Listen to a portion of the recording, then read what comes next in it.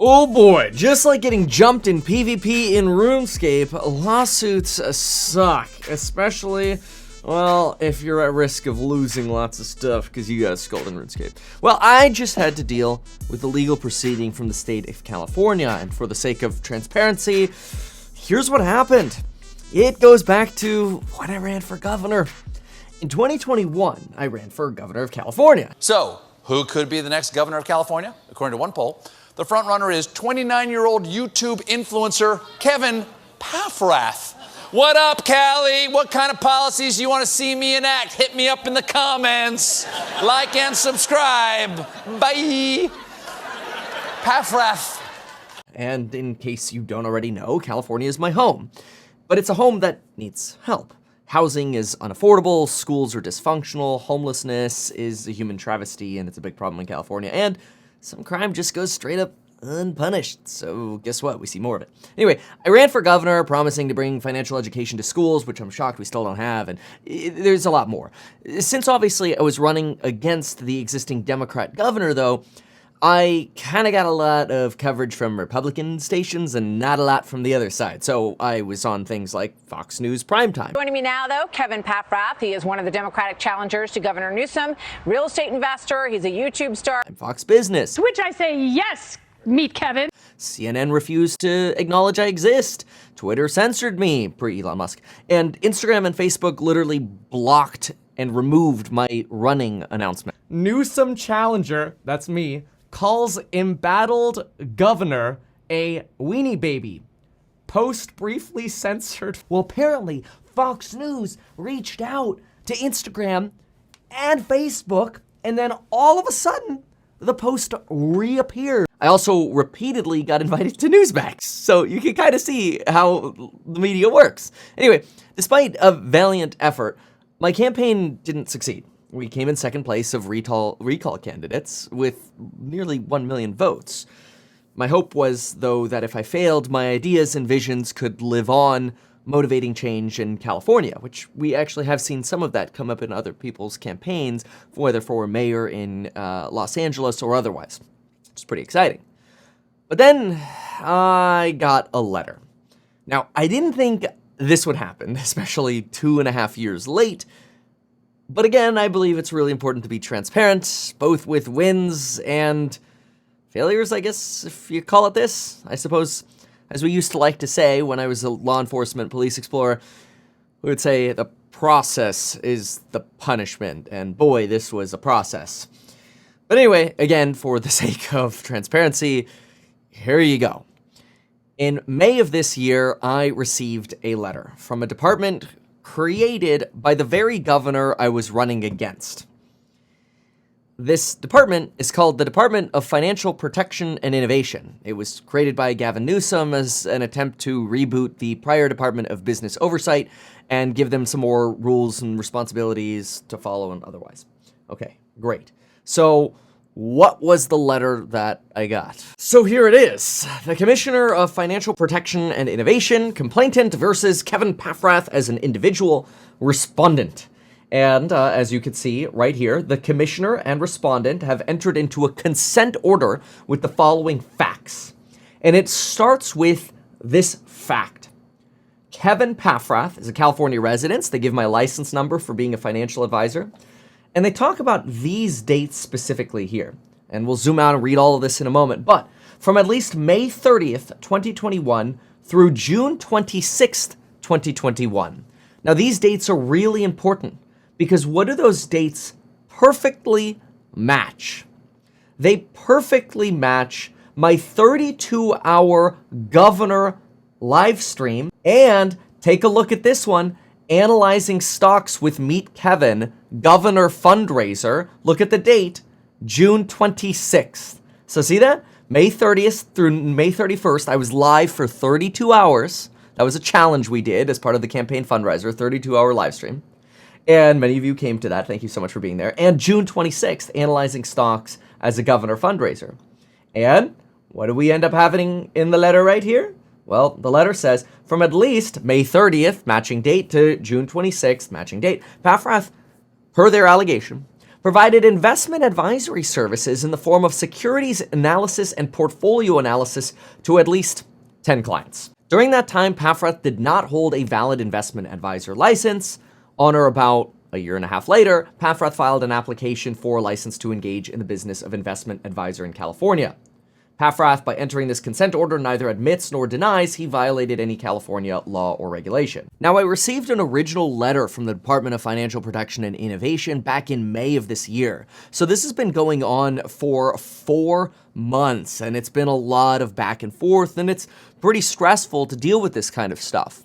The good news is we found out that the focus of their investigation was on these 2 videos rather than my courses on building your wealth, house hack, my ETF, the actual financial advice business that we started, which is stackhack.com, which, by the way, I haven't changed the pricing yet this weekend. So if you still want to go to stackhack.com, you could join and get licensed financial advice from us, which we're now doing as a team. I put together a wealth plan for you. And the cool thing is, it's totally legal. It's totally above board. It's totally transparent, and it's a great service at a very affordable price. So check that out because we've got a lot of clients already, and we are almost at max. Anyway, so the good news is everything about the investigation seemed to start with these 2 governor videos.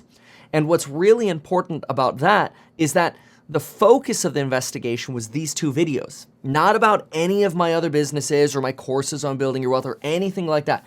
It was just these videos, is at least what it appeared like. So the problem they allege was that in these videos, I was too close to the border of basically providing paid financial advice, because what I said is, hey, if you donate to the campaign, I'll look at your stock. You know, something like that. I'm just summarizing here. At the time, I wasn't licensed. I wasn't even thinking about becoming licensed at the time. And I did comment on stocks in those videos. So that was too blurry and too close to the line for California, and I had to make a choice. I could fight the DFPI in court and spend probably over another year or 2 years going through investigations over these 2 silly videos, digging up campaign finance records and disclosures and documents, which are all already on record with the state of California, but you have to kind of pull them all from the Department of Elections, and it's all a headache, right? So I could go through all of that fight, or I could negotiate. Fortunately, I had some things going for me. As you saw, last September, I became a licensed financial advisor. The DFPI actually argued that they were impressed that I had gone through the lengths of becoming a licensed financial advisor, but that I wasn't only licensed, that I was also running an actively managed ETF with about $40 million in assets under management. Still do. They were also impressed that I was going for my Series 7 broker-dealer license, which is one of the more challenging securities licenses.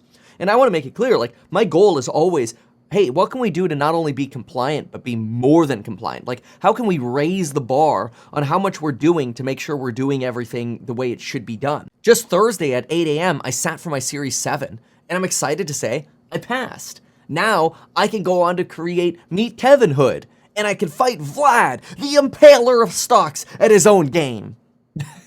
And of course, we want to do everything in a compliant manner. So where do we stand today? Well, first, let me say this. The folks at the DFPI were incredibly nice and cooperative, so shout out to the hardworking folks at the DFPI. Honestly, like, they're great. They're honest, hardworking people, and they're just doing their job. I don't know if this was politically motivated by, like a nudge, nudge, wink, wink from Gavin Newsom, like, go get my competitors. It's obvious Gavin Newsom doesn't like me. But I'm just going to go with a non-cynical approach here and say, look, these are folks who are just doing their job. We had a great communication, we had great discussions, and we realized, look, Kevin's going on to doing things highly compliant in a highly regulated world, and we have faith he's going to do the right thing. We do have to kind of put something on paper that, we resolved those 2 videos with Kevin, and the reality is we could either fight or we could negotiate something. And see, most individuals, and this is something for us all to know as individuals, most of us, we fear doing things transparently. We fear taking the time to study on Kaplan or whatever it takes to get that new license because, now we have to follow potentially more rules. That's not a bad thing. That's an opportunity because, you have to follow more rules, but guess what? Now you have more opportunities. And now folks can say, hey, here's my situation. What do you think, Kevin? And I can actually give them personalized financial advice. You know how every time usually people are like, this is not personalized financial advice. Yeah, because in fairness, they don't know about your situation. But now when people come to me and they go, hey, this is my age, this is my situation, this is how much debt I have, this is what's going on in my business, I can actually go in there and go, this is, as a financial advisor, what I recommend you do. And obviously we have insurance and we're like a real business now. So like people think like, oh, it's bad to deal with regulators, but think about what it unlocks. You can actually create a real business when you're licensed. You become an agent, a lender, a contractor. You can create real businesses now. So you really open up doors. So I'm a big fan of this.